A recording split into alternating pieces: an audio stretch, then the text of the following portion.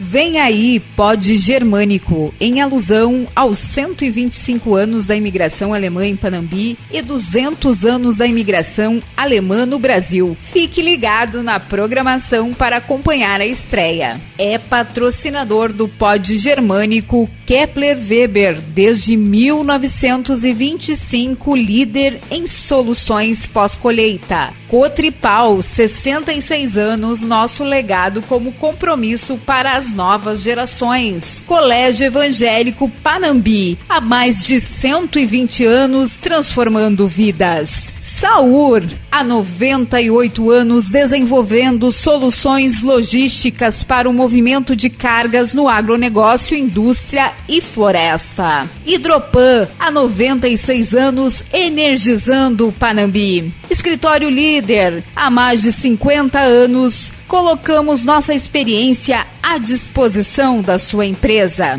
Coberpan, há 36 anos decorando seus ambientes com cortinas, persianas, tapetes, cama, mesa e banho. Avipan, desde 1969 em Panambi, conduzindo com segurança e conforto seus passageiros. Zinco Forte, especialista em galvanização a fogo e zincagem eletrolítica. Autotintas Miller, pioneira em Panambi em oferecer tintas prediais, automotivas e industriais. Grupo Strobel, há 70 anos contribuindo com o desenvolvimento de Panambi. VIP Centro de Idiomas, conectando você com o mundo. Aulas de inglês, alemão e espanhol. Rochelle Imóveis, oferece imóveis de alto padrão em Panambi e na Flórida, aliando atendimento personalizado e experiência no mercado. Risque Rabisque, livraria, bazar, brinquedos e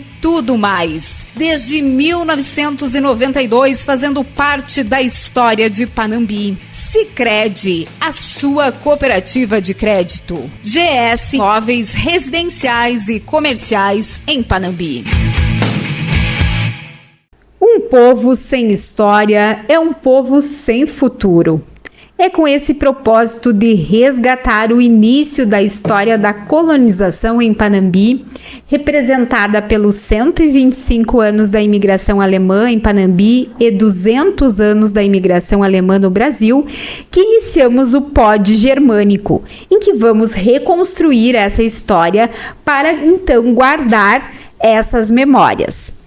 O primeiro episódio vai apresentar o resgate histórico com os principais fatos da imigração e vai contar com a participação deste grande time aqui de historiadores, né?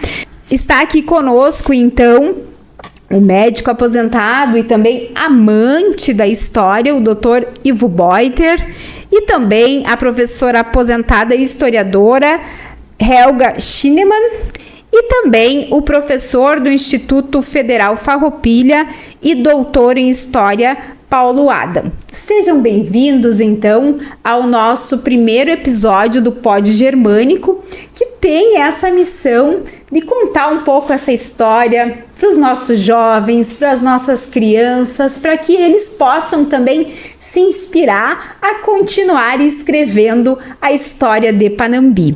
Sejam bem-vindos, então, vou começar aqui pela minha direita. Doutor Ivo, se apresente, por favor, para quem está nos assistindo, nos escutando. Quem é o Doutor Ivo que guarda essas memórias e escreve tão bem sobre a nossa história? Bem, eu sou nascido aqui em Panambi, mais precisamente eu nasci na linha Ilha-Pira 2 e me criei na linha Ilha-Pira 1. De lá eu saí, né, fui estudar, né, acabei me formando como médico.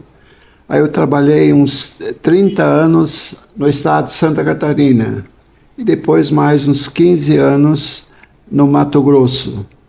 E lá, então, a gente teve um contato praticamente indiretamente com a história de Panambi, porque a região lá onde eu morava era na região, na bacia hidrográfica do Rio Xingu. é lá que começou a história de Panambi, né?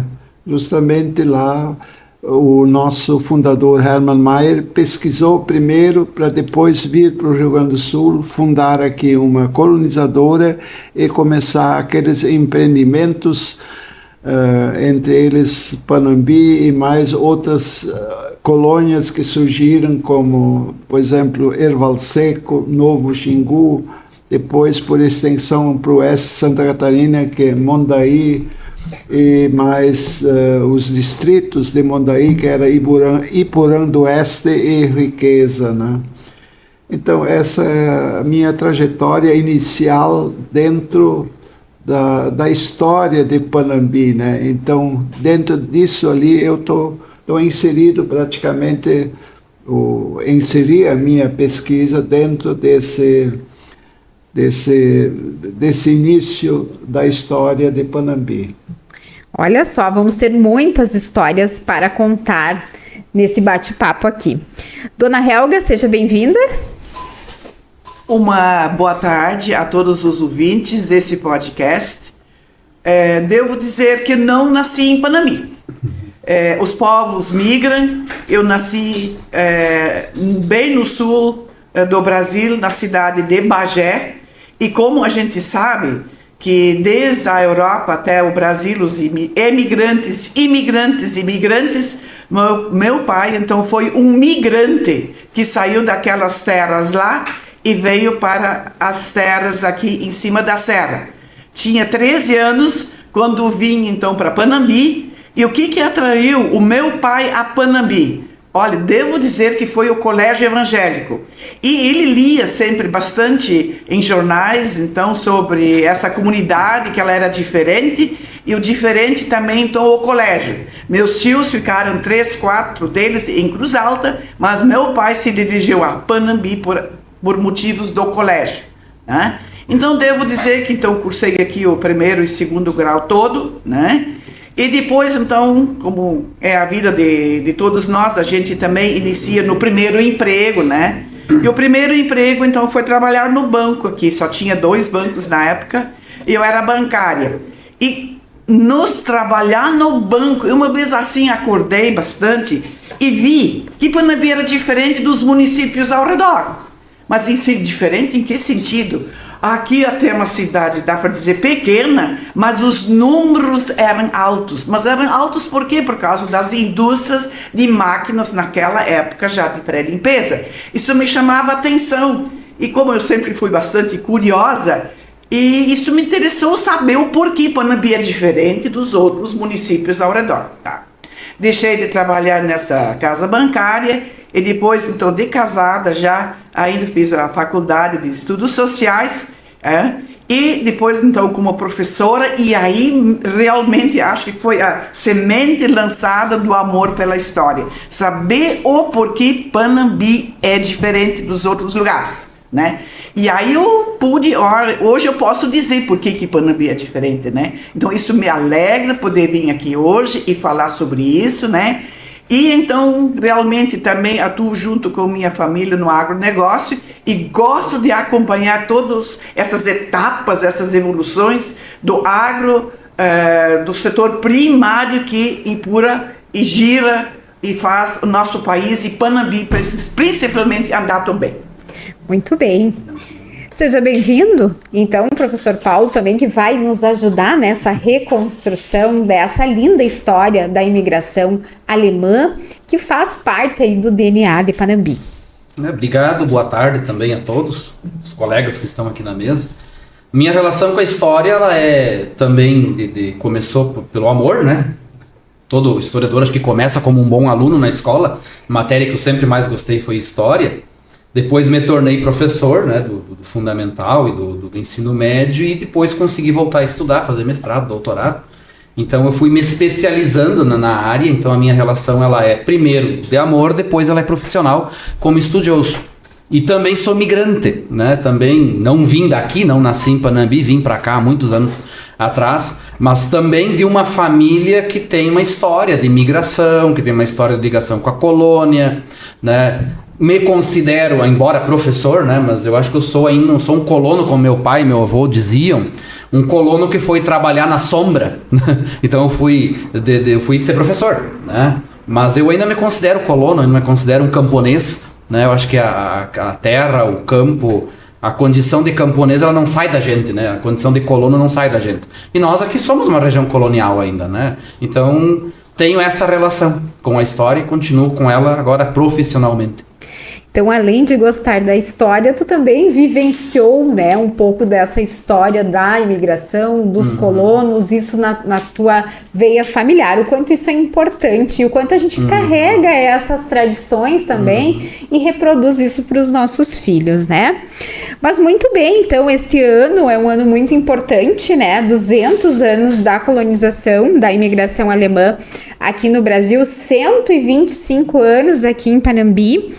E a data, então, do dia 25 de julho é uma data muito importante, muito especial, né? Porque foi a data, então, que a gente teve esse registro, realmente, dessa chegada aqui, de como isso foi, enfim, de como esses imigrantes vieram para colonizar essa nova terra, né? E eu quero começar aqui perguntando, então, para o Dr. Ivo, como é que foi isso? O que eles encontraram aqui, né? Quem que chegou aqui em Panambi? Como é que foi tudo isso, seu Ivo? O senhor que fez toda essa recuperação histórica com vários olhares, né? Então, com várias pessoas também que foram importantes nessa história, que o senhor aí mapeou a vida delas e trouxe isso nos livros, que inclusive são vários livros, né, seu Ivo? Exatamente. A nossa história praticamente começa depois da Guerra do Paraguai, porque o nosso imperador Dom Pedro II, ele estava muito preocupado com a província do Mato Grosso, que estava isolado da capital do império, que era Rio de Janeiro. Diante desse fato, como aqui no sul sempre havia conflitos, né? Tinha as guerras aqui com os espanhóis ali, os castelhanos, né? Então, Dom Pedro II achou que tinha que ter uma comunicação alternativa, né? E daí ele cismou que certamente o rio Xingu podia ser uma forma de comunicar a província do Mato Grosso com a capital do império. Diante desse fato, ele contratou uma equipe alemã para pesquisar a navegabilidade do rio Xingu. E a pessoa escolhida foi Carl von den Steinen. Ele, com a sua equipe, andou por todo o rio Xingu, até constatou que o rio não era navegável. E quando ele voltou e falou para o Dom Pedro II que o rio não era possível ser navegável, né? Não tinha uma comunicação natural com a capital do império, ele falou também que ao longo daquele rio existia uma grande diversidade étnica, linguística e cultural entre os povos indígenas dessa região.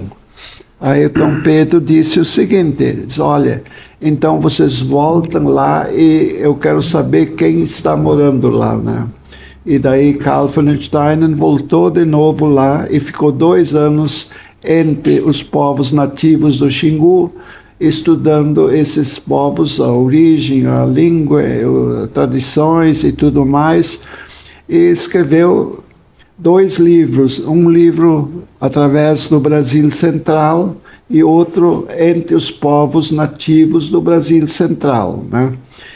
Esses livros foram muito lidos na Europa, não só na Alemanha, como em toda a Europa, porque foi uma pesquisa fantástica e isso impressionou, então, o dono do Instituto Bibliográfico, né? E diante desse fato, como Dom Pedro já tinha sido destituído do governo, né? A República depois foi proclamada e o Dom Pedro teve que ir para a França, né? Ficar o resto da vida dele lá na França. Então, diante desse fato, não havia mais dinheiro para investir em cima dessas pesquisas. Daí Carl von den Steinen procurou empresas, entre eles o Instituto Bibliográfico da família Mayer, e esses se propuseram de financiar o término dessas pesquisas. E diante disso veio o Dr. Hermann Mayer aqui para coordenar essas pesquisas, e passou aqui pelo Rio Grande do Sul, gostou muito aqui, e acabou aqui então formando uma colonizadora, e dessa colonizadora então surgiu Panambi e mais outros empreendimentos colonizadores, né? Em essência foi mais ou menos assim o começo de Panambi, né? Só que a nossa colônia, ela surgiu também em decorrência a um projeto maior, que era a construção de uma ferrovia, que acabou sendo a Nordwestbahngesellschaft, ou seja, a Sociedade Ferroviária do Noroeste do Rio Grande do Sul, né? Que foi um projeto desenvolvido pelo Júlio de Castilhos, e o Hermann Mayer abraçou esse projeto, e diante desse projeto ele acabou fundando uma colônia que devia ser modelar, e que seria modelo para outras colônias que iam surgir ao longo desta ferrovia, né? Então, essa foi praticamente o início, né, da colônia Neu-Württemberg, como ele acabou denominando essa nova colonização, né? E isso daí se expandiu e formou também outras colônias, né, como Cerro Largo e outros, né, que também surgiram em decorrência a essa iniciativa colonizadora, né? Muito bem, e essa talvez seja uma dos fatores, né, que diferenciam Panambi das outras colonizações aqui da nossa região, pelo fato de realmente ter um instituto, ter uma empresa e ter um propósito mais empreendedor em relação a isso, né? E por isso que a gente vê também aqui em Panambi tantas profissões que se desenvolveram desde o início. A gente vê também a força da própria questão da educação, porque junto com tudo isso veio também a educação para poder, então, formar esses profissionais, para poder também dar uma educação de valor para os filhos dessas pessoas que vieram, né? Como é que foi essa composição, então, e qual é a importância da educação nesse cenário? Apenas para dar só uma complementação que os livros de história não dão. É muito importante. Sim, uma complementação ao seu Reuter, ao Dom Pedro II, que nunca ou dificilmente se fala nos livros deste grande imperador. Olha, foi um imperador que se preocupou com o Brasil, quase estando por 5 decênios, né? E foi mandado embora. Então, ele era realmente preocupado com o Brasil, apenas complementando o Dr. Ivo, tá? Exatamente. Tudo que o Dr. Carlos von den Steinen, né, escreveu sobre o imperador, mostra direitinho o perfil do imperador Dom Pedro II. Ele era uma pessoa extremamente culta, né? Ele dominava diversas línguas, ele era amante da ciência, né? E, então, os elogios que Carl von den Steinen dispensou para o nosso imperador foram as melhores possíveis, né? Essa é um registro, verdade, sim, né? Né? E depois um outro registro também. Exatamente. Então, como eu fiz bastante trabalhos em relação à ISLB, nossa igreja evangélica no Brasil, me chamou muita atenção, e tenho isso dentro de um livro, que a nossa igreja ISLB não podia ter o sino. Nós não podíamos, durante o Império, o badalar do sino, ou, enfim, só era oficial a Igreja Católica. Sim, podíamos existir, mas não como a torre também não podia ser, né? Não podia ter. Tá? Mas, veja bem, O Dom Pedro se dava muito bem com os pastores evangélicos da Alemanha, que também tinham bastante cultura. Ele chegou a ajudar umas igrejas com verbas. Realmente, isso é... Ele via, vamos dizer, algo muito positivo na vinda desses pastores, o diálogo e a ajuda, e não era contra, né? Então, sim, eu admiro muito esse aspecto. Mas voltando à sua pergunta, né? Quais são, então, as primeiras ações que esses imigrantes fizeram na Nova Terra? Eu acho, assim, que isso começa já antes, na Alemanha. Porque, vejam bem, Hermann Mayer vai se valer de um pastor jovem, tá? Que lá na Alemanha ele já trabalha num departamento de imigração de imigrantes que vão para a África e para Estados Unidos, Austrália, Canadá e Brasil, em auxiliá-los. Ele já trabalha nisso, bem jovem ainda, né? Tudo bem. E o que ele faz? Ele é bem esperto também, ele pega uma professora como esposa, que até 10 anos é mais velha do que ele, mas que com boa experiência, né? E o Dr. Hermann Mayer, ele o escolhe para vir primeiramente para a África, para Tanganica, mas então ele vê que ele tem uma formação e uma postura muito melhor de talvez vir nesse projeto aqui para o Brasil. Então ele é preparado lá com todo o material, com planilhas e estudos aprofundados, né? O que esse Hermann Faulhaber, como pastor, ela como professora, ele então com todo esse apoio, o que vão fazer aqui? Né? Então, claro, o escritório de Hermann Mayer já tinha então um escritório em Porto Alegre, e antes do Hermann Faulhaber chegar até a Neu-Württemberg, nesse lugarejo aqui, né, já o escritório de Porto Alegre tinha providenciado uma casa pastoral, já existia aqui também o tal do barracão, né? Então, quando veio o Hermann Faulhaber com a sua esposa em 1902, em novembro, né? Então, essas duas coisas já existiam. O barracão, terras já compradas pelo seu Dain, que ele conheceu, né? E então a casa pastoral, onde o pastor teria a sua acolhida. Até por sinal, a casa pastoral, uma casa muito bonita sempre, né? Tinha até arte na construção. E o barracão não, o barracão realmente era escritório, era a pousada dos imigrantes, então, que vinham, e também dos migrantes das colônias velhas que vieram depois. Mas, enfim, o que acontece? Então, o Hermann Mayer preparou Faulhaber e a Dona Maria para essa nova terra, mas preparou tão bem, que se a gente vai estudar outros projetos de colonização, eu quase duvido que tenha um melhor. Nisso Panambi foi beneficiado desde o início, com planejamento. Nada era no chutômetro, tá? Então a gente sabe que Faulhaber e Maria, eles chegam de Belisário, 26 de novembro de 1902, são acolhidos então até muito bem aqui então, no barracão. E logo no outro dia, então, também, então, à sua disposição, então, a casa, onde é que puderam se instalar logo, né?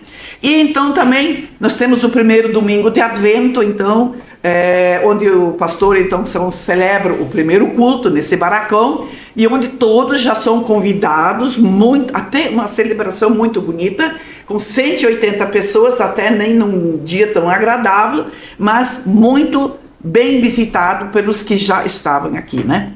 Tá. E daí começa a parte, então, de fato, qual era o objetivo.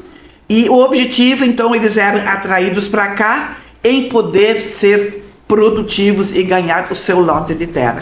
Porque nós sabemos que lá no seu país de origem, eles dá para dizer que eles eram quase todos, ou muitos deles, simples servos da gleba. O que quer dizer isso? Eles trabalhavam em terras que não eram suas, o se tinha terra era muito pouco, e enfim, a imigração, todos nós sabemos, ela aconteceu por razões econômicas, por razões de pobreza, pós uma guerra napoleônica que destruiu quase tudo a Europa, e ela teve que se reorganizar, e dentro dessa reorganização, Dom Pedro I e depois também Dom Pedro II atraíram essas pessoas, então, para virem para cá, terem seus lotes de terra, a sua terra, e serem produtivos nessa terra, que o Brasil necessitava de produção de alimento. Inicialmente, muitos foram atraídos a São Paulo, lá nos Barões do Café, mas sem ganhar o lote. E o diferencial é que aqui no Sul eles ganham o seu lote. E por isso eu sempre acho que também deu mais certo e atraiu mais a todos. E dentro desse projeto, então, aqui em Panambi, de Hermann Maia e pastor Paulo Haber, então, o pastor, e ele era assessorado também por auxiliares Hoffman e Bornmüller depois também, né? E eles começam, então, a venda de lotes de terra. Venda de lotes de terra. Então, eu sempre tenho uma fotografia, assim, que me impacta bastante. A pessoa vinha, então, aqui no escritório do barracão, ganhava demarcado o seu lote, a família ficava no barracão, né? E o homem, então, que tinha ganhado o seu lote, ele vai lá, ele constrói uma linda casa. Então, apenas para mostrar essa foto aqui, então, né? Essa, para muitos, foi a primeira morada de uma família, imigrante ou migrante, então, tanto faz, né? Então, se a gente mostra isso hoje para as crianças ou para alunos, ninguém acredita. Mas essa foto é de Panambi. Ela aqui, ela circula. Impressionante. Essa foto impressiona. Então, depois que o dono do lote tivesse construído, então, essa simples cabana, ele buscava a família, e essa família, então, vinha morar nesse lote, então, nessa casa, por algum tempo. Isso não era piquenique, não. Isso aqui era morada por um tempo, né? E à noite, então, faziam o fogo para os bichos ao redor aqui se espantarem um pouquinho com o fogo, né? Tá? Gente, isso é o início, né? Bem, e depois, então, o que começa? Eles são auxiliados aqui pelo escritório, pelo centro, em começar a produzir comida. E isso acontece muito, muito bem, tá? Talvez a senhora queira fazer uma pergunta. Eles tinham as planilhas, o que plantar, como plantar. O pastor Fowler, ele veio pronto com tudo. Para quem vender. Então, uma outra coisa assim que chama muita atenção, que nesse projeto de colônia modelar, primeiro a venda financiada dos lotes, e depois já instalaram logo no início uma cooperativa de produção e consumo. Nós somos uma das primeiras cooperativas do Brasil. Exatamente. A terceira. Gente, isso é exemplar, mais que exemplar. A primeira foi em Feliz, no município de Feliz, e lá tinha uma associação de colonos, e o Hermann Mayer, na sua cavalgada, visitou Feliz. Ele gostou muito dessa ideia e mandou também fundar aqui uma associação de colonos, né? Que depois foi transformado numa cooperativa, Genossenschaft Neu-Württemberg, que foi a terceira, porque a segunda foi em Nova Petrópolis e a terceira foi a nossa. E também, no mesmo tempo, surgiu uma também em Santa Cruz do Sul, né? Eles até acham que são a terceira, mas eu acho que nós somos a terceira porque a nossa cooperativa foi fundada em Leipzig, na cidade de Leipzig. O pastor Faulhaber já veio com todo o plano junto, né? Eles já planejaram isso lá na cidade de Leipzig, né? Como a gente disse antes, nada de chutômetro. Sim. Planejamento desde ali. Planejamento. De fato. Isso é um diferencial. Eu tenho, ouvindo a senhora falar, né, dona Helga, até eu fico intimidada em interrompê-la, porque é tão grande o seu conhecimento em relação à história, mas olhando para esta foto, acho que a gente precisa dizer aqui para quem está nos assistindo e nos escutando, né, que mostrem essa foto para os seus filhos, para quem está aí sendo alfabetizado agora, para os adolescentes, para entenderem o início da nossa história, até para valorizar, né? Exatamente. Imagina as dificuldades que esse povo passou naquela época, né? Sem infraestrutura, sem nada, realmente vindo com a esperança, né? De outros países para desbravar tudo isso aqui. Mais uma pequena observação. É interessante ver um pouco a origem da família Mayer, né? A avó do nosso Hermann Mayer, ela era filha de um pastor, né? Que acabou casando então com Josef Mayer, né? Que é o avô dele, né?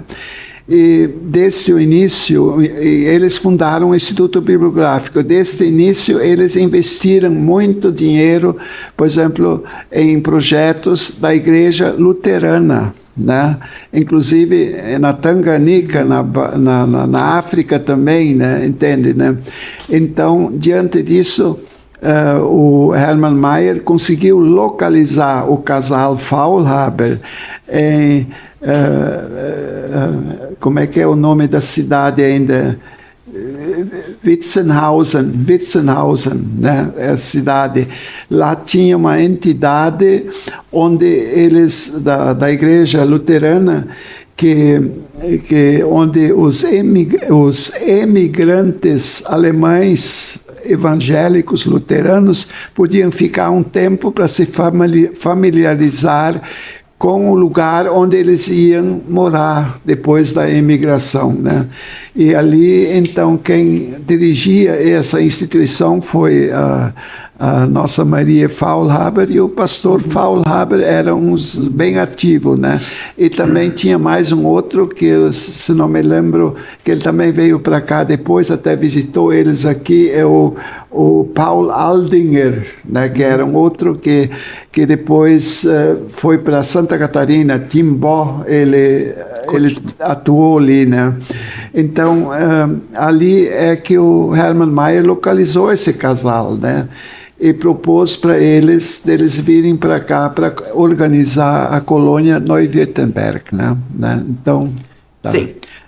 Complementando o seu Boiter. Mas antes eu falei, então, do barracão, que apenas mostrando aqui para os, né? Esse aqui é o barracão, então, construído pelo projeto de Hermann Maier, onde as pessoas chegavam, e aqui aconteceu o primeiro culto, e aqui, então, as pessoas ficavam, e no início era escritório e tudo, né? Aquele preparado para uma festa. E como eu disse, que eu acho muito bonito também, que o escritório de Porto Alegre, de Hermann Maier, construiu a primeira casa pastoral, onde o Hermann Faulhaber e a Marie foram morar. Sim. E também os primeiros dias de aula, então, foram nessa casa, até que a escola, um mês depois, estava pronta, né? Então, são tudo os primeiros passos de caminhar. Claro. Então, como eu já disse antes, e também o seu Boiter falou, né?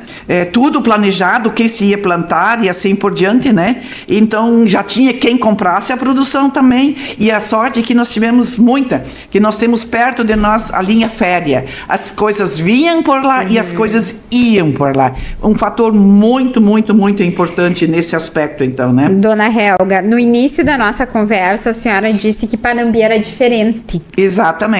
Por que Panambi é diferente? Por causa desse começo. Eu acho que aqui está a resposta. Panambi começou diferente, né? Começou diferente, com começou planejamento, diferente. com profissionalização, com todo esse contexto, né? Não foi uma aventura, Não, foi algo planejado, não. né? Pois antes até de começar, nós estávamos conversando aqui com o seu Adam e Dr. Ivo, que nem projeto particular de colonização.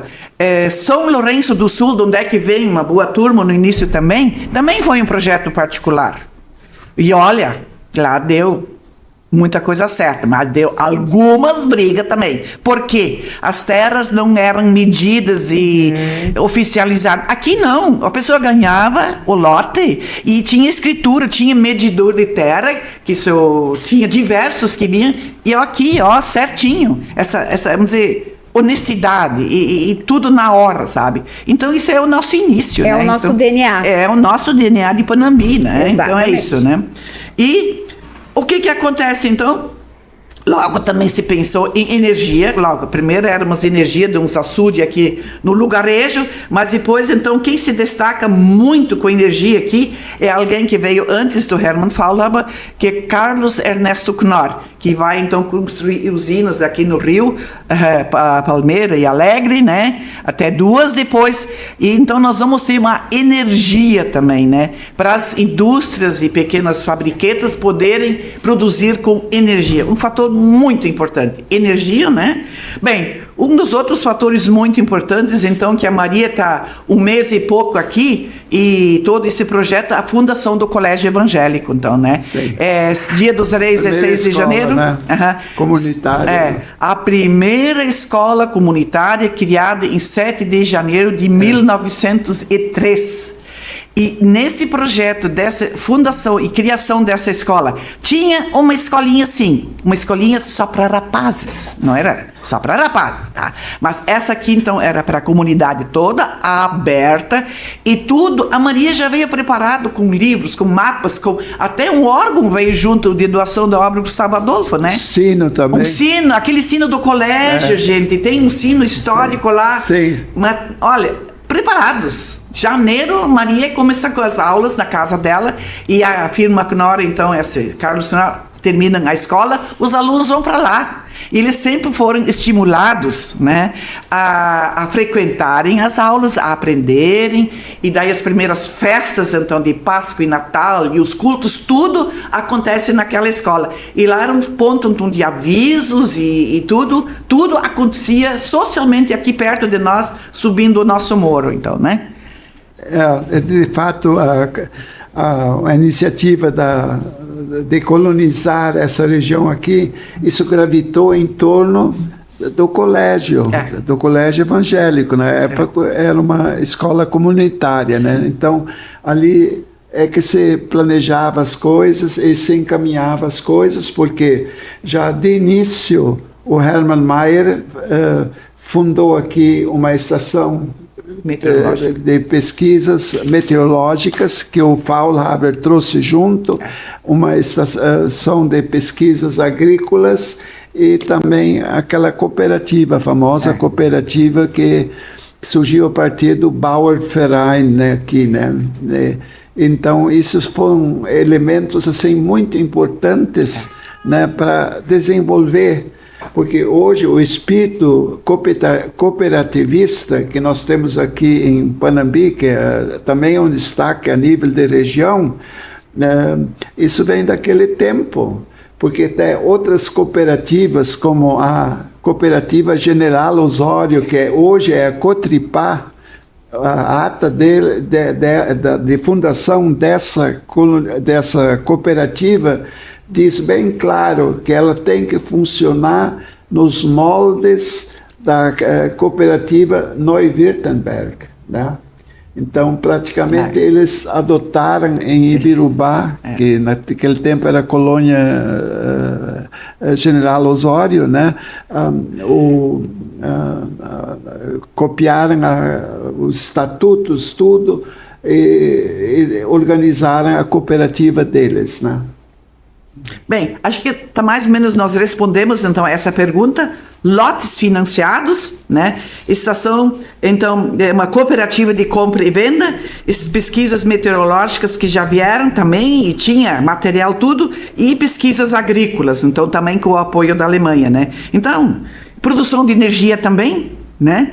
Então, eu acho que completo, né? Completou. Exatamente. E daí, para completar bem ainda, eu não sei como a Maria e também o marido dela, eles conseguiam atrair aquelas pessoas, os professores e pastores da Europa, ou Alemanha, principalmente os evangélicos, para atuarem aqui na escola como pastores e professores, e depois aqui no interior, no meio da floresta também, né? Mas eles conseguiam, que em outros lugares eles não se conseguia, né? Normalmente o professor era o mais pouquinho letrado do lugar, e aqui não. Aqui até o início da Segunda Guerra Mundial eram professores vindos dali. O interessante é que os primeiros professores todos que vieram da Alemanha eram professores formados. Né? O Instituto Bibliográfico investiu em cima da educação aqui, né? Eles achavam que era fundamental a educação aqui para desenvolver a colônia, né? Essa era a mentalidade deles, né? Tá. E por um longo tempo, Hermann Mayer também pagou os professores, pagou os pastores também. Exatamente. Tá. Pagou. Exatamente. Tá? Isso é um detalhe bem importante, e tem alguns que ficaram tempo. Nós temos aqui uns passadores em Panambi que levam o nome de uns professores. Só que nós tivemos um problema, com a Primeira Guerra Mundial, né? Então, 15 anos depois, estourou a Primeira Guerra Mundial e essa foi muito maléfica para o Instituto Bibliográfico. Eles perderam muito, inclusive a filial de São Petersburgo, na Rússia, e a filial de Nova York, que era uma mega filial que eles tinham lá, porque a colônia germânica nos Estados Unidos era a maior que tinha lá, né? Era a mais expressiva, né? Entende? Então, ali então a colonizadora começou a entrar em dificuldade por causa da dificuldade que tinha a instituição do Instituto Bibliográfico lá na Alemanha por causa do desfecho da Primeira Guerra Mundial, né? Perfeito. E ouvindo vocês fazer toda essa recuperação histórica, o quanto a gente consegue entender que os pilares iniciais que foram fé, educação e trabalho, eles são muito latentes ainda nos dias de hoje, né? Essa força dessa fé, né, que se desenvolvia através desses pastores, essa excelência da educação que se desenvolvia através desses professores letrados, graduados, né, que vinham lá da Europa, protagonizaram também esse trabalho qualificado e o desenvolvimento do empreendedorismo, né? Que aí a gente tem toda essa ramificação hoje de Panambi, né? Sendo uma cidade expressiva em relação ao empreendedorismo industrial, que coloca o nome de Panambi aí em todo o mundo, né? Então, o quanto isso foi importante e a gente ainda consegue compreender o porquê, né, de Panambi ser diferente, que nem diz a dona Helga, porque a gente teve uma colonização diferenciada. Modelar. Como ela era chamada. Exatamente. Professor Paulo. A nossa educação aqui era referência no Estado, né? O Estado, ela se destacava a nível de Estado, a educação que foi instituída aqui de forma particular, né? Através de sociedades escolares, né? Que surgiram no interior, na cidade e no interior, né? Exatamente, né? Tanto que por muito tempo, e ainda hoje, né, muitos alunos vêm de fora se profissionalizar, estudar, se capacitar aqui em Panambi. Professor Paulo, então o senhor que hoje está à frente aí do Instituto Federal Farroupilha, um importante instituto de educação também aqui do nosso município, trabalhando essa questão da história, né? Como que o senhor vê tudo isso? Como que o senhor compreende essa influência do nosso início da colonização para o desenvolvimento socioeconômico que temos hoje aqui em Panambi, sendo Panambi uma das cidades que possui uma das melhores qualidades de vida, né, no Brasil. Isso também impacta na qualidade de vida, porque um município que consegue produzir bastante gera muitos impostos e também consegue garantir ao seu povo uma infraestrutura melhor, uma educação melhor, uma saúde melhor, né? Eu acho que a primeira coisa a professora Helga já comentou, o acesso à terra. Né? Quer dizer, eu acho que por que as colônias, de um modo geral, no Rio Grande do Sul, Santa Catarina, Paraná, Espírito Santo, são um diferencial nas regiões que elas acabam sendo instaladas, ou por iniciativa do governo, que a partir da década de 1890, quando tem a República, a terra devoluta está na mão do Estado, né, da antiga província, e o Estado decide fazer uma ocupação, né, por várias razões,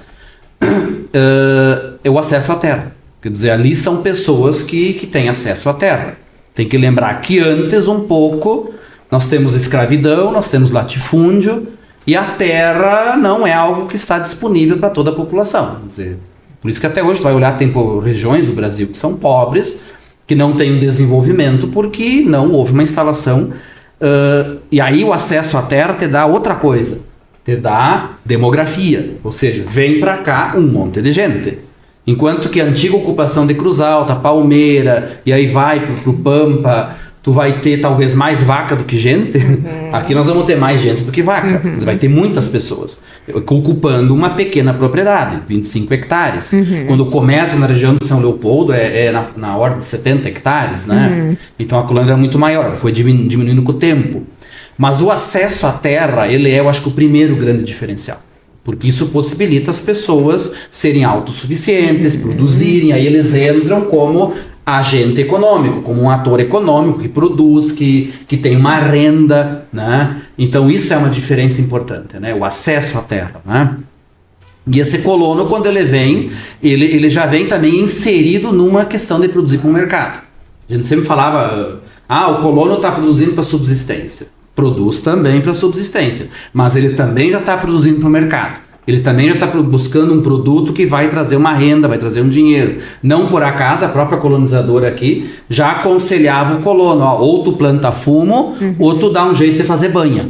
Que são os dois produtos, né, que davam dinheiro para o colono, né, que vai dar uma renda, né? Então aqui o fumo de fato não prosperou tanto assim, nós ficamos mais na banha, né? Então o primeiro grande ciclo econômico da região é em roda da questão agroindustrial, a banha já é, né? Já é um iniciozinho ali, o colono já tem que matar o porco, né? Tem que já dar um jeito de fazer aquela banha, vai cozinhar em tacho primeiro, né? Depois ele tem que mandar essa banha para o comerciante vai mandar adiante, vem a refinaria de banha, depois vem a cooperativa de Cruz Alta, né? Então o primeiro ciclo econômico da região é em roda da produção do porco e aí vem a banha, né? Então a segunda grande questão, acho que foi também comentado, né? Acho que foi colocado bem o contexto. Vem os colonos trazem junto seus mecanismos sociais de sobrevivência, né? Eles entendem que além de ter a terra, também tem que ter outras coisas, né? E aí a igreja é a escola, é o salão, né? É uma organização social, comunitária, né? Tem um trabalho muito bom do Marcos Tramontini sobre a região de São Leopoldo, e isso é perfeitamente aplicável aqui, né? Então o colono vai se organizar. Ele percebe que quando ele está nos lugares, ele tem que estar organizado.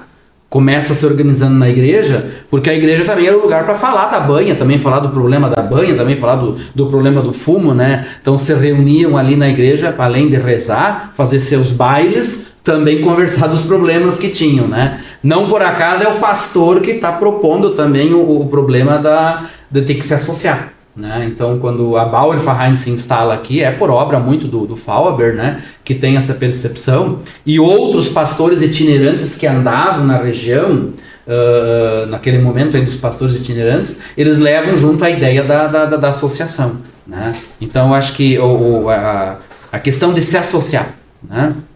Eu acho que um outro elemento que ajudou bastante aqui, a gente falou muito desse projeto da colonizadora, né? Porque o Rio Grande do Sul teve, né, as colônias oficiais, Ijuí, Erechim, Santa Rosa, Guarani das Missões, que de fato padeceu porque estava muito longe do transporte. Sempre deram certo, foram mais bem sucedidas aquelas colônias mais perto do escoamento da produção. Quer dizer, o diferencial aqui de Panambi está perto do trem. E Ijuí também, né? Ijuí, quando chega o trem em 12, que ela surge um pouco antes, mas quando o trem chega perto, as coisas melhoram. Guarani das Missões, ela padece porque está muito longe do transporte. Então aqui está mais perto do transporte, torna um pouco a nossa região um pouco semelhante com São Leopoldo, em certo sentido. Mais competitiva. Próximo do mercado consumidor, né? E para cá vem também muitos colonos das colônias velhas.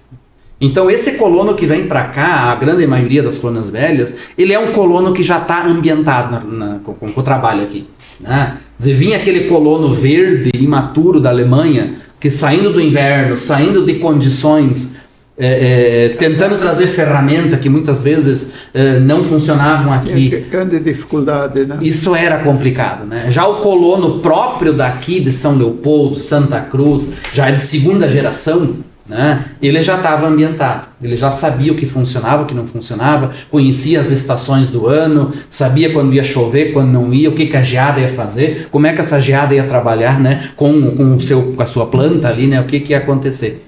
Então esse acho que também é uma outra questão.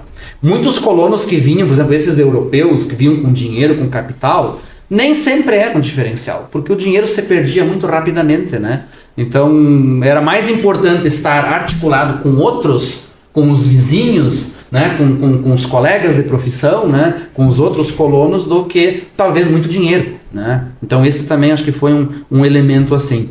E logo esses colonos se dão conta que eles precisavam estruturar sua bagagem cultural. Não é à toa que vão fundar a escola, que vão ter que dar um jeito de sistematizar o que a gente sabe, vamos ter que dar um jeito de passar isso adiante, né? Então a escola, ela sempre vai surgindo em todos os lugares que isso não é só próprio do imigrante alemão. O polonês também vai fazer isso. Os italianos também vão fazer isso, né? Então, assim como os alemães organizam o Bauernverein, depois surge a União Colonial, os poloneses também vão ter na região de Santa Rosa ali os seus círculos agrícolas, né? Onde também era um lugar para fazer essa troca, para discutir os problemas que estão acontecendo, né? Então, E o outro grande diferencial, assim, é que vem, é uma estrutura econômica, uma estrutura social, cultural que vem para um país que tem o latifúndio, que tem a escravidão, que eram outras estruturas produtivas mais atrasadas, né? Então, até políticos de Cruz Alta falavam da necessidade de trazer o imigrante como uma forma de modernizar a região, né? O imigrante era a modernização, é a ideia da modernização, né? Cumpriu em certo sentido o seu papel, né? Quer dizer, a região, ela para o governo, assim, para o objetivo que tinha de colonizar a região, ela foi um sucesso, porque um dos grandes dilemas do governo era o chamado vazio demográfico, né? Não tinha gente que chega na região, que era uma coisa estratégica por causa das guerras, o conflito com prata, aquela coisa. O Rio Grande do Sul era. Né? O Rio Grande do Sul tinha essa coisa. Guerra dos Farrapos, Paraguai e tudo, né? Mas com apenas, Rosas, essa coisa toda, Paraguai, né? Fronteira. Só acrescentando um item. Aqui me chama muita atenção, que a gente fala muito pouco deles, também dos jesuítas, que eles já em 1700 estavam mais perto da nossa região, introduziram o gado, né? Depois foram expulsos, e aquele vai e vem. Mas a nossa Unicinos em São Leopoldo, lá, né? Eles, os católicos no início eram meio orgulhosos, mas depois os jesuítas, eles deram jeito na educação, né? E em São Leopoldo, mais tarde, nós vamos ter uma briga até bem grande entre os jesuítas lá, né? E com Rotermund, né? O Rotermund é um dos pastores que se dedica na edição de livros e todo o material que as nossas escolas precisam, e teve se degladiando, mas era no bom sentido, né? Que cada um queria se impor com a sua fé, com sua cultura, mas ambos valorizavam a educação. Sim. Né? Então, o que também, como o senhor bem frisou, o professor Adams, é o aspecto cultural que vem junto. E gente, aqui em Panambi também, a Marie logo pensou nisso. Mas olha, era pá, ela tinha organizado corais, cantos, grupos de canto, uma biblioteca já veio junto com ela, né? As festas, os Streuselkuchen, então, sim, né? E comer as linguiças de porco, olha, um dia que nem hoje, uma linguiça de porco Streusel é bom, né? Então, tudo bem, isso veio junto. Quando a gente fala assim, a gente só pensa em plantar, mas aquele lúdico também, que faz parte do ser humano. Com certeza. O ser humano não vive só de trabalho. Com certeza. O lazer também, né? O prazer, né? A igreja, a fé, a dança, o esporte, né? O teatro. Então, e a Maria era especialista em escrever peças de teatro. Ela no primeiro Natal já escreveu e já cantou e escrevia poesias, né? Teatros, peças de teatro e poesias que andaram por todo o Rio Grande do Sul, né, seu boy? Imagina, né, naquela época. Essa questão da Marie, do Fauber e de outros também, me remete à importância no meio colonial dessas figuras intelectuais, né? Os pastores, os professores, que vão dar direção, eles né? tinham um papel muito importante, né? De articular esse desenvolvimento, de pensar, de colocar questões, né? De orientar. De orientar.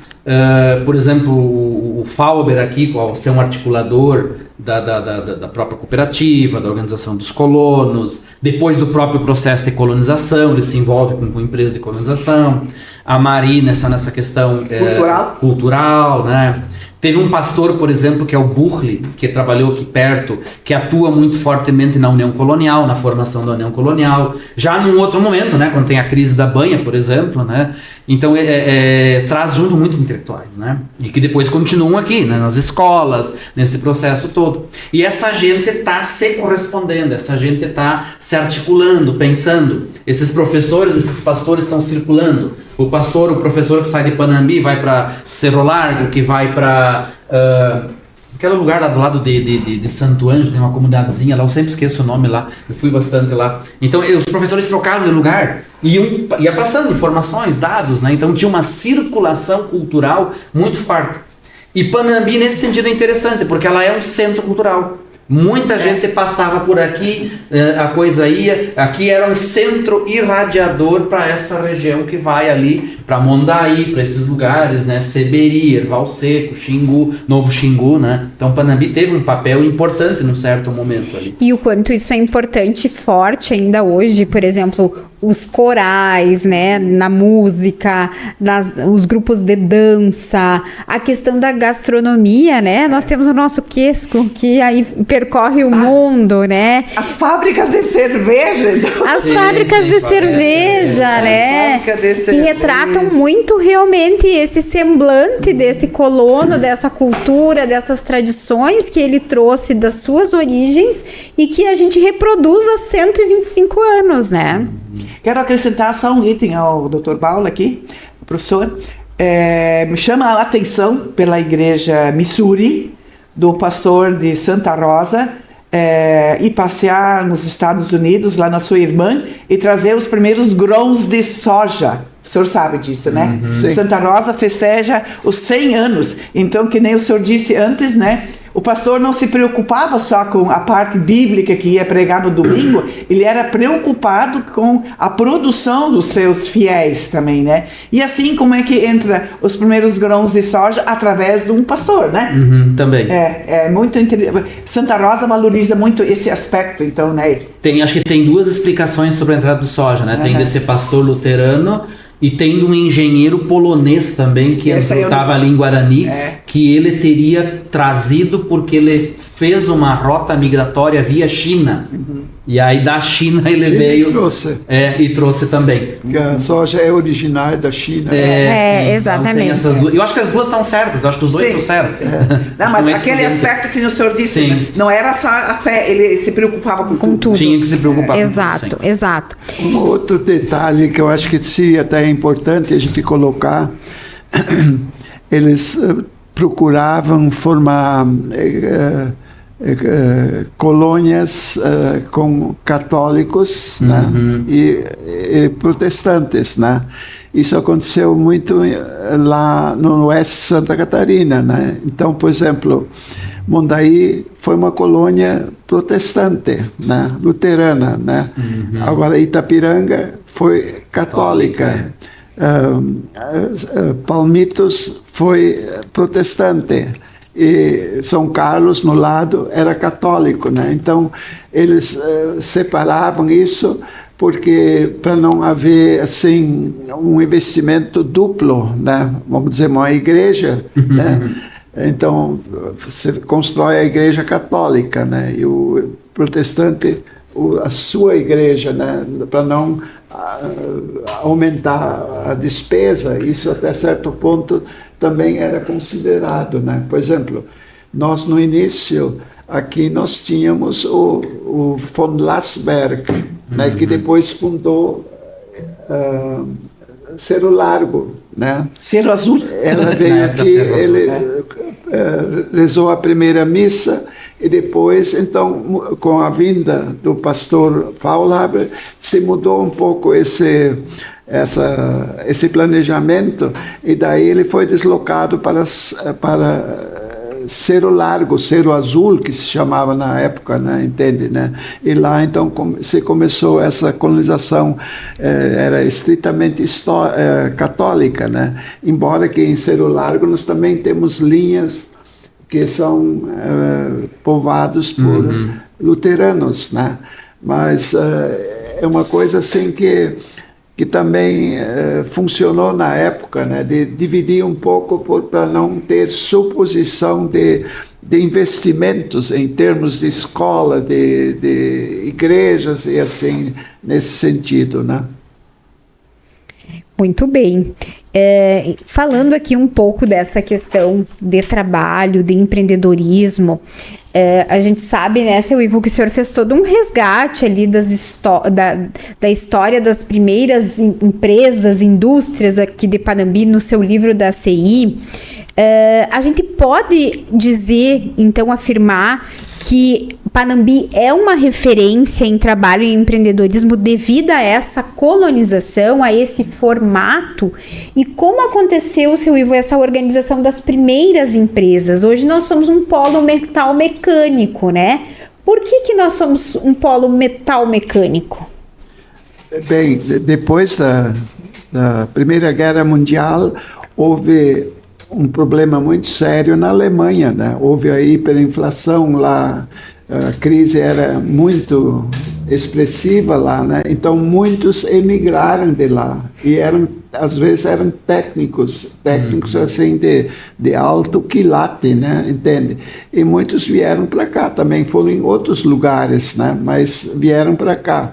Então ali começou-se planejar as primeiras empresas, por exemplo, vamos dizer, no caso, pegar o Kepler Weber. Kepler veio da Rússia, né? Eles são lá de Saratov, da Rússia, né? Entende? Então era um ferreiro que veio para cá, acabou casando com a esposa dele, que era da Polônia, né?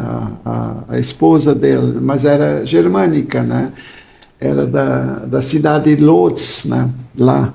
Então, eles se encontraram aqui em Porto Alegre e daí migraram aqui para Neuwirttemberg. E aqui ele começou com uma ferraria, né? E isso acabou prosperando e se transformou numa expressiva indústria metal mecânica, né? Mas a origem, na realidade, é Kepler, é lá da Rússia, né? Entende? Não. Olha só. Não é alemã, é da Rússia. Né? Sim, olha que interessante. Muito interessante essa questão, né, da nossa referência do trabalho, do empreendedorismo. E aí a gente também vai voltar a uma questão que nós conversamos até nos bastidores aqui com a dona Helga, que eu acho bem importante a gente colocar, que é a referência da mulher nesse contexto da Marie, né? Qual foi o papel dela e qual foi a importância dela dentro dessas questões que a gente já comentou também, da cultura, da gastronomia, né, desse cuidado com as pessoas, porque nem diz a dona Helga, a vida não é só trabalho. Então a colonização também deu muito certo, porque além de estarem organizados enquanto trabalho, eles tinham opção de lazer. Os filhos, né, estavam inseridos em grupos de dança, em canto, em teatro, em várias possibilidades aí para ter uma vida também gratificante, né? Queria que a senhora comentasse, eu sei que a senhora é uma historiadora que se dedica também muito à história da Marie, sim, né? Exatamente. A senhora tem muitos detalhes, eu acho que é importante também a gente entender naquela época a presença dessa figura feminina, o quanto foi relevante, né, em relação a tudo isso. Bem, para início a gente tem que dizer que nessa história, normalmente, as mulheres não são mencionadas, né? Exatamente. A senhora concorda comigo, por isso, né, que eu fiz essa pergunta. Exatamente, não são. Mas a Marie, ela estava à frente do seu tempo, já na Alemanha, na Europa, tanto assim que a mulher, ela podia ser professora, mas ela não podia frequentar uma universidade. No tempo dela, né? E como ela tinha os tios e parentes e todos muito cultos e professores e escritores inclusive também, ela pediu permissão para ser apenas uma ouvinte, tá? E dentro dessa, quando ela então foi uma ouvinte, apenas uma ouvinte, ela lá já se dedicava a assuntos referentes à igreja, a Lutero e à educação lá como ouvinte. Tá, tudo bem. E a gente não sabe, mas deduz que ela era 10 anos mais velha do que o seu Hermann Faulhaber, tá? Que na época lá também não era muito bem visto uma mulher ser professora e ser casada. Ou ela era professora ou ela era esposa de um senhor, né? As duas coisas, isso. E também na Igreja Católica, ou ela era professora, ou era uma irmã católica, ou ela era uma esposa das líderes do lar, né? Então isso tinha ainda um diferencial, né? E ela não, qual mulher pega a coragem e quer ser ouvinte? Mas ela foi isso, né? Então ela já saiu diferente de lá, casou, né? E não foi um casamento arranjado, foi um casamento realmente por amor. E esse amor que ela tinha por ele, pela educação e tudo, ela trouxe junto na bagagem, nos livros, nas poesias, no teatro, tudo que ela fez aqui. Tá? E essa dedicação pela escola de andar 80 quilômetros para reuniões pedagógicas com o seu marido, os dois a cavalo, por exemplo, para Xingu, lá para, né? Gente, quem é que fez isso aqui no sul, né, seu Baiter? O senhor que sabe de tudo, né? Sim. Andar 80 quilômetros, 100 quilômetros, ficar uma semana fora da família de casa, a cavalo, né? Tá? É ela tinha muito filhos. Desafiador, né? Desafiador. Imagina naquela época. Então, acho que ela realizou o sonho dela. Ela encontrou o amado dela, que era o Hermann, pôde ter 3 filhos, pôde ser professora e realizou realmente o sonho dela, né? De ser realmente uma pedra fundamental dentro da estrutura dos pilares de Panambi. Olha que interessante, né? E mostrando aí que realmente a mulher, ela tem todas as condições e a capacidade, né, de estar junto aí com o homem realizando os bons feitos, né? Então, desde aquela época já fica um legado também para todas as mulheres aqui de Panambi, da região, sobre a postura da Marie nessa história, E né? aqui tem que acrescentar um item. Ela nunca ganhou um salário, né, seu Boyter? Exatamente. Ela sempre trabalhou. Trabalho voluntário. Voluntário, sempre, tá? O que acontece depois do falecimento do marido, que daí o Hermann Maia, ele vai presentear a casa da administração, então, né?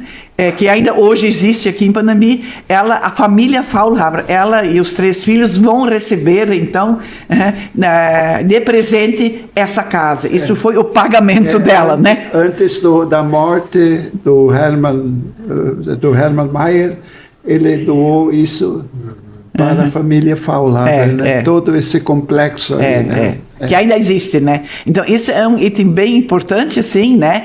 E daí, quando o Hermann, o filho dela, ia estudar na Alemanha, o que isso é muito engraçado, uns não acreditam, que daí o Walter, que é o filho, né, vai aqui numa loja que se chamava Fischer Frank e pede que é para vender fiado para Marie, para a mãe dele, até que ele volte e pague as contas dela, né? Isso não dá para acreditar, né? Quase. Imagina. Né? E à noite, na casa dela, depois, quando teve aquela escola profissionalizante, onde o genro Erichild e o filho dela, o Walter, dão as aulas aqui no colégio evangélico, que isso é a base dos primeiros industriais de Panambi, né, seu Boyter? Bem isso aí.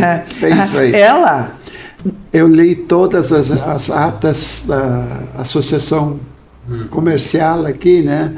Então, a ênfase que o engenheiro Walter Faulhaber dava para a escola dos ofícios aqui, né? A escola de ofícios para formar a juventude técnica em um técnico para ser um operário especializado para a emergente indústria que estava surgindo aqui, né? Então isso ali é a primeira semente também, é a segunda, digamos. Sem isso, agora, por exemplo, Panambi como é que é a capital, foi criado agora pelo Senado, capital do pós-colheita de grãos. Capital nacional, né? Então, tudo isso, a origem mesmo, o início disso é na escola dos ofícios, né? Depois, os outros complementaram, como aquelas instituições como o próprio colégio, a SESI, enfim, todas essas entidades complementaram isso, mas o início foi a escola dos ofícios, né? E até só acrescentando ainda, eu estou dizendo que dizem as pesquisas, de 10 grãos consumidos no Brasil, Sim. 10 grãos consumidos, Sim. 6 grãos passam pelas máquinas de pré-limpeza que são fabricadas em Panambi, agora com dor junto, né? Armazenado e limpeza. Então, isso é significativo, muito, né? E um aspecto que eu esqueci de mencionar antes, se aqui, então, o filho e o genro se preocupavam com a escola profissionalizante, Sim. né?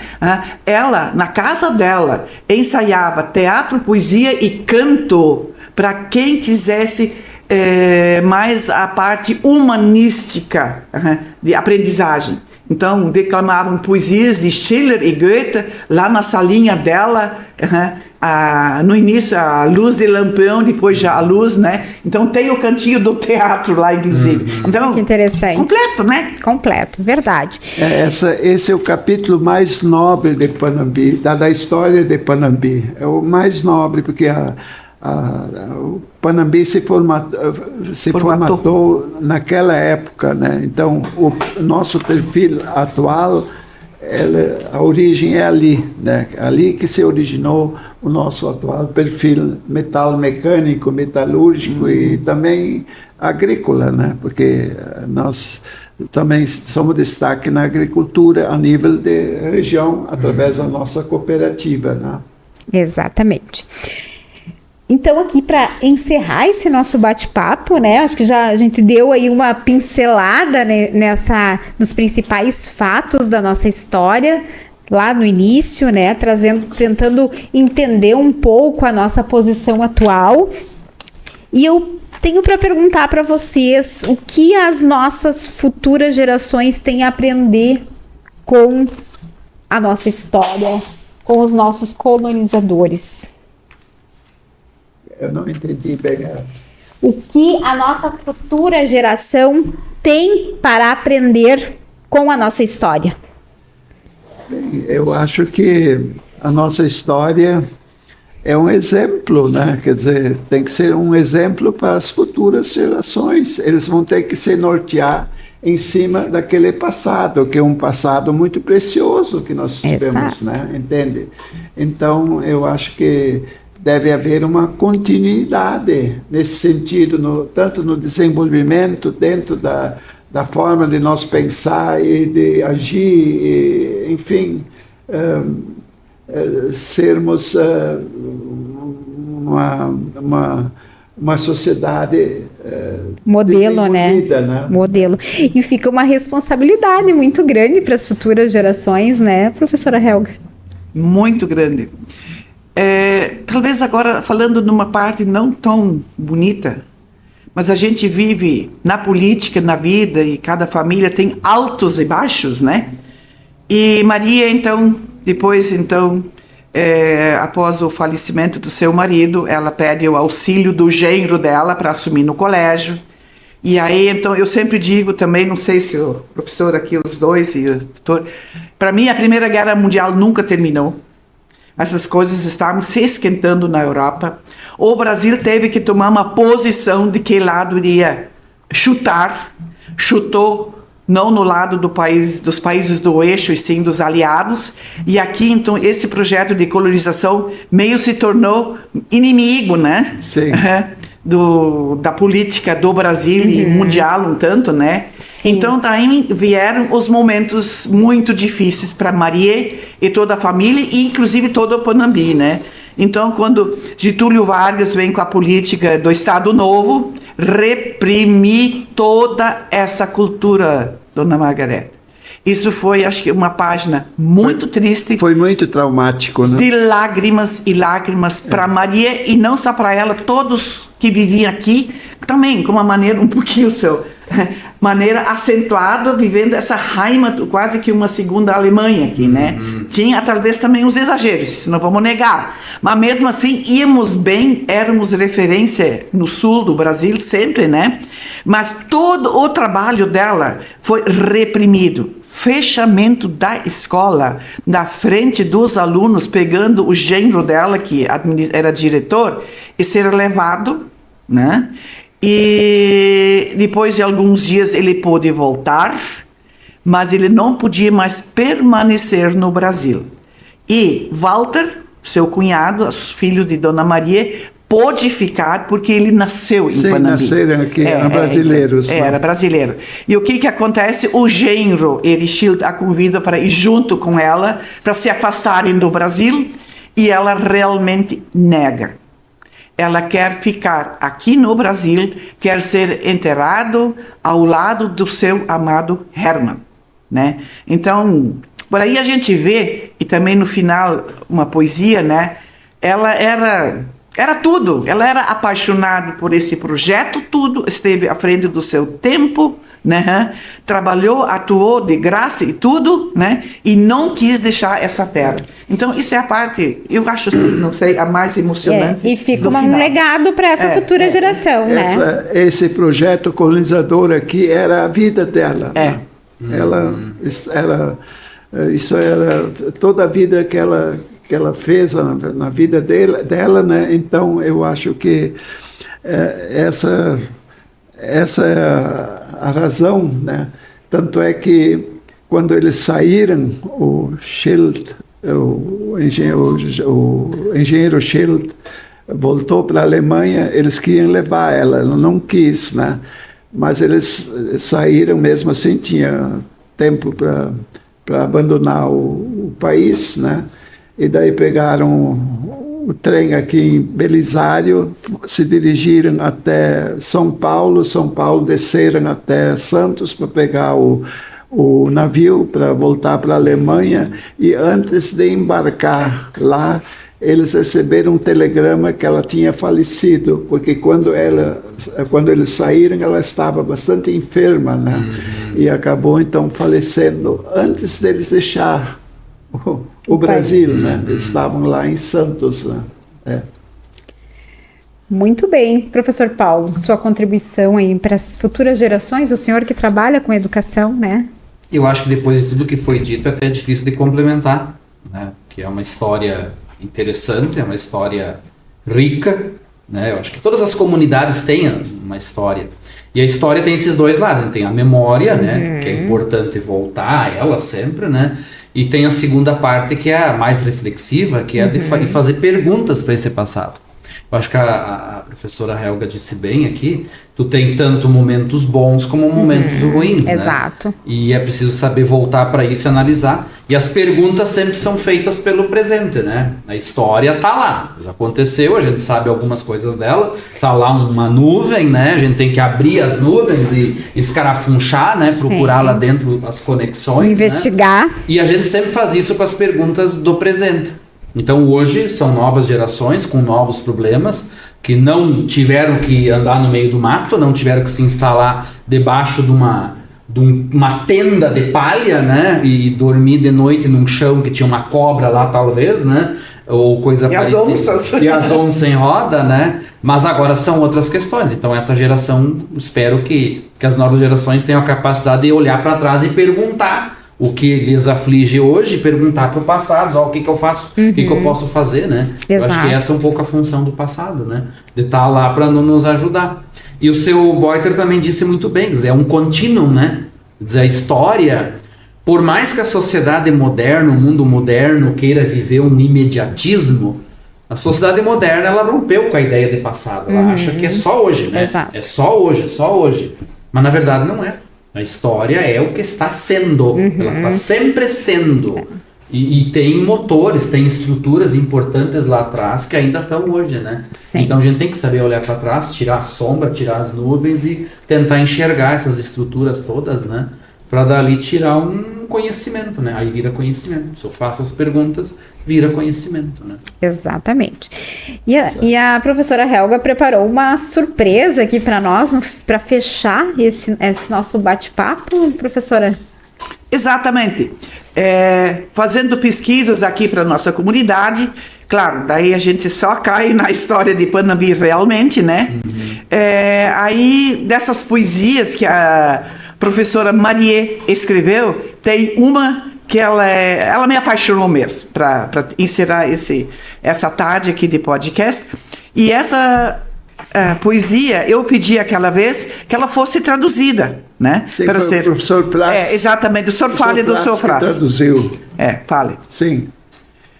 alguns detalhes do seu prazo, a importância dele aqui. Muito interessante, né? Essa tradução ali. Não sei se vale a pena apresentar. Não, apenas o seu prazo foi uma pessoa muito preocupada e nós todos aqui, né, eu me lembro que a gente recorria para ele quando não sabia das coisas. E ele sabia, ele nem era nascido aqui, mas ele sabia da história, né? Sim. E aí ele fez essa tradução, então com essa tradução, não sei se os senhores têm alguma coisa a dizer, né? Mas tem um item aqui, eu acho que isso é um ponto negativo. A Panambi deve se interessar mais pelo passado.